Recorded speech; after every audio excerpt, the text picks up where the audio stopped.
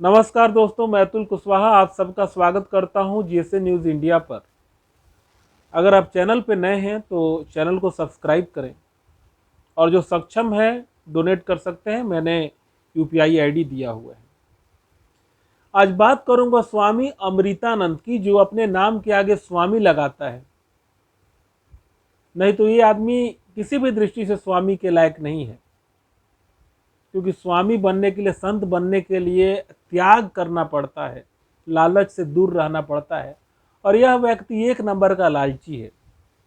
यह अमृतानंद भक्ति नाम से एक यूट्यूब चैनल चलाता है। एक दो बार मैं उसमें गेस्ट पैनल में गया हूं और मैंने अपनी राय उसमें रखी है। मैं इस व्यक्ति को सनातनी समझ रहा था, सनातन चिंतक समझ रहा था, क्योंकि ये बहुत अच्छी अच्छी बातें हिंदू धर्म के बारे में बोल रहा था। तो मैं इस व्यक्ति से बहुत प्रभावित था। पर पिछले कुछ दिनों से यह एकम सनातन भारत दल को लगातार टारगेट कर रहा है, उसको बदनाम करना चाहता है, उस पर प्रश्न चिन्ह लगाना चाहता है। आज इसने एक वीडियो डाला है जिसमें यह बोल रहा है कि एकम सनातन भारत दल के जो सप्त सिद्धांत हैं वो चुराया हुआ है। हरिशंकर जैन और विष्णु शंकर जैन ने जो पार्टी बनाई थी, ये वहां से लिया हुआ है। मैं इस गधे से पूछना चाहता हूं कि कोई भी व्यक्ति, मैं भी, अगर हिंदू धर्म की बात करूँ, अगर मैं हिंदू धर्म का भला चाहता हूं, तो मैं सबसे पहले बात करूंगा कि जो मंदिर, जो गुलाम है, उनको स्वतंत्र कराया जाए, जो कि एकम सनातन भारत दल के सप्त सिद्धांत में यह भी शामिल है। दूसरा है अल्पसंख्यक को 5% में परिभाषित करना, कि जिनकी 5% से कम जनसंख्या हो उसी को अल्पसंख्यक माना जाए। तो इसमें चुराने जैसा कुछ भी नहीं है। ये बहुत ही जनरल बातें हैं जो हर हिंदू जानता है। जो जरा भी हिंदू समाज के बारे में सोचता है, सनातन को आगे बढ़ाना चाहता है, वो यहाँ तक कि मोदी जी भी जानते हैं कि ये सब हम हिंदुओं के ब्रांड है। पर मोदी जी इस्लाम को समझते। बहरहाल आगे बढ़े। यह व्यक्ति एकम सनातन भारत दल से तमाम तरह के आरोप लगा रहा है, उसे कांग्रेस फंडेड बता रहा है, पर यह व्यक्ति स्वयं में ही फंडेड है। इसे बीजेपी ने खरीद लिया है। अब यह एक आईटी सेलिया बन गया है। ये महीने महीने मोटी पैसे लेता है, और मैं जानता हूं बीजेपी मोटी पैसे देती है। बीजेपी का आईटी सेल अच्छा खासा पेमेंट उठाता है। डिमांड किया जाता है कि हमें इस काम के लिए इतना धन चाहिए। मैं यह सब अंदर की बातें जानता हूं। और आज ये बोल रहा था, ठीक है, मान लिया कि मोदी जी हिंदूवादी नहीं है, तो क्या बीजेपी में कोई भी नेता हिंदूवादी नहीं है? मैं बोलता हूं कि बाकी नेता जब कुछ बोल ही नहीं सकते तो उनके रहने ना रहने का मतलब क्या है? बीजेपी में चलती है सिर्फ मोदी की। हाँ, मैं मानता हूं कि बीजेपी में लगभग 70-80% नेता हिंदूवादी हैं, पर उनको बोलने की आज़ादी नहीं है। जब मैं पटना में था, जब मैं ग्राउंड रिपोर्टिंग सक्रिय रूप से करता था, चूंकि मैं अभी जीविका कमाने के लिए मैंने ग्राउंड रिपोर्टिंग छोड़ दिया है। मैं 8 घंटे की जॉब करता हूं। मैं अभी सक्रिय पत्रकारिता में नहीं हूं। मुझे जब शाम को समय मिलता है तभी मैं वीडियो बना पाता हूं। तो बीजेपी के नेता, मैं खास करके भी बिहार बीजेपी के नेताओं की बात करूंगा। पहला एक मनीष कश्यप का मुद्दा है, और दूसरा जब रामनवमी के शोभा यात्रा पर पथराव हुए थे और उसके बाद लगातार हिंदुओं को भी जेल में डाला गया।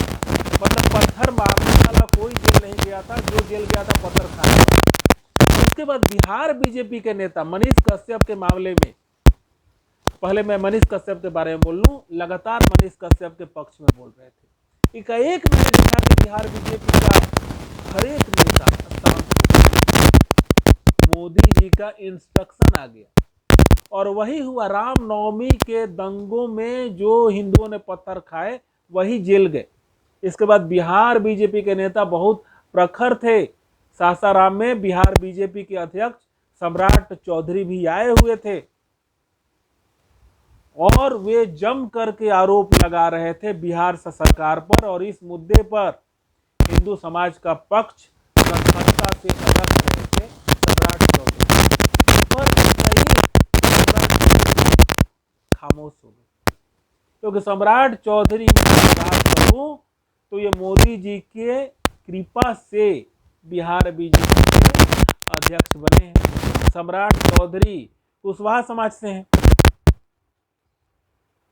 और चूंकि बिहार एक तरह से हम कह सकते हैं कि कुशवाहा बहुल है, इसलिए सम्राट चौधरी को बिहार बीजेपी का अध्यक्ष बनाया गया है। पर बोलने की आजादी किसी को भी नहीं है। तो अब मैं आता हूं प्रश्न पर जो ये स्वामी अमृतानंद धनानंद ने उठाया है कि क्या बीजेपी में दूसरा कोई हिंदू नहीं है। अगर है भी तो जब बोल ही नहीं सकते तो तुम्हारे रहने का मतलब क्या है। तो अंत में मैं ये कहना चाहूंगा कि ये स्वामी अमृतानंद का, जो कि एक आईटी से लिया है, अब इसके किसी भी बात पर ध्यान देने का जरूरत नहीं है। सप्त सिद्धांत किसी के खरीदे हुए नहीं है, हिंदू समाज के हैं वो। इस तरह के आरोप वो जानबूझ करके लगा रहा है एकम सनातन भारत दल को डाउन करने के लिए। और वो यह भी बोल रहा था कि अगर अंकुर शर्मा, संदीप देव अगर हिंदू धर्म का भला चाहते थे तो जो विष्णु शंकर जैन और हरि शंकर जैन ने जो पार्टी बनाई है उसी पार्टी में ये क्यों नहीं शामिल हुए, उसको ही क्यों नहीं आगे बढ़ाया। उस पार्टी के बारे में जानता कौन था?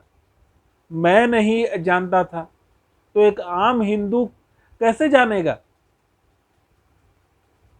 और ये अगर अमृतानंद जानता था तो ये अपने पहले के वीडियो में उस पार्टी के बारे में क्यों नहीं बोला। वास्तव में ये भी नहीं जानता था। और अगर वो पार्टी था भी तो वो ताकतवर नहीं था। हमें एक मजबूत पार्टी की जरूरत थी और हम लगातार उस पार्टी के, जो कि था या नहीं था मैं वो नहीं जानता, उसके बाद भी हम विकल्प की बात करते थे और किसी ने ये विकल्प को खड़ा किया हमारे लिए, आपके लिए। मैं आपको बोल दूं कि मैं अभी तक एकम सनातन भारत दल में शामिल नहीं हूं, पर हिंदुओं की कोई पार्टी बनी है, मेरा उसको फुल सपोर्ट है। तो कोई भी पार्टी बनी है, अगर हिंदू के लिए, हमारे लिए बनी है, विकल्प आया है, तो हमें उसको सपोर्ट करना है। हाँ, शुरुआत में बीजेपी को इससे नुकसान पहुंच सकता है और बीजेपी वाले भी यह बात समझ रहे हैं, क्योंकि ये स्वामी धनानंद यह भी बोल रहा था कि 3 से 4 बार पार्टी के रजिस्ट्रेशन के लिए दिया गया था और वो रिजेक्ट हुआ है। ये कारण के बारे में नहीं बोल रहा है। पूरी बीजेपी आईटी सेल एकम सनातन भारत दल नाम से रजिस्ट्रेशन नहीं होने देना चाह रही है, क्योंकि इसके नाम में ही सनातन है। मोदी जी इस पार्टी से डरे हुए हैं। आज उन्होंने अपने यूट्यूब चैनल को सब्सक्राइब करने की बात कही है, जो कि एकम सनातन भारत दल का जब गठन हुआ था तब मोदी जी ने बोला था कि यूट्यूब और सोशल मीडिया से कोई पार्टी नहीं बनती, पर आज वही यूट्यूब के चैनल सब्सक्राइब करने को बोल रहे हैं। एकम सनातन भारत दल के रजिस्ट्रेशन में जो रोड़े आ रहे हैं ये बीजेपी के द्वारा लगाया हुआ है। बीजेपी की लगभग हर संस्था पर पकड़ है सुप्रीम कोर्ट को छोड़ करके, क्योंकि सुप्रीम कोर्ट के जज जो चंद्रचूड़ हैं और जो बाकी जज भी हैं जानते हैं कि इनको जूते मारोगे तब ये चापलूसी करेंगे, और लगातार सुप्रीम कोर्ट के द्वारा इनको जूते मारे जाते हैं, बात बात में लताड़ा जाता है, और जो लताड़ता है बीजेपी उसका सम्मान करती है, जैसे कि मुस्लिम और SC/ST। मोदी जी कभी भी सवर्ण की बात नहीं करते, OBC की बात भी इक्का दुक्का ही करते हैं, क्योंकि ये दोनों बीजेपी के सपोर्टर हैं और मोदी जी तो अपने सपोर्टर को तो भाव नहीं देते। थोड़ा आज मैं जुकाम से परेशान हूं, तो जो भी है मुख्य मुद्दे पर आता हूं। हर हालत में हमें एकम सनातन भारत दल को सपोर्ट करना है, क्योंकि हमारे पास एकमात्र यही विकल्प है। और अगर कांग्रेस जैसी पार्टियां डायरेक्टली इनडायरेक्टली अगर एकम सनातन भारत दल को अगर फायदा पहुंचा रही हैं, तो हमें उससे भी गुरेज नहीं है, क्योंकि अगर हम ओवैसी की बात करें, ओवैसी को बड़ा बनाने वाला कौन है? बीजेपी है। बीजेपी ने एक सिंगल सांसद होने के बाद भी ओवैसी को बहुत भाव दिया, मीडिया को मैनेज किया, ओवैसी को वजन दिया, उसका कद बढ़ाया बीजेपी ने। एक सांसद वाला स्वयं जो है ओवैसी जब संसद में बोलता है तो पूरी बीजेपी ध्यान से उसके बातों को सुनती है और उसके आरोपों का जवाब देती है, क्योंकि बीजेपी ने कांग्रेस और विपक्षी पार्टियों को रोकने के लिए, उनका वोट काटने के लिए ओवैसी को खड़ा किया है, पर उसका कद तो बढ़ गया।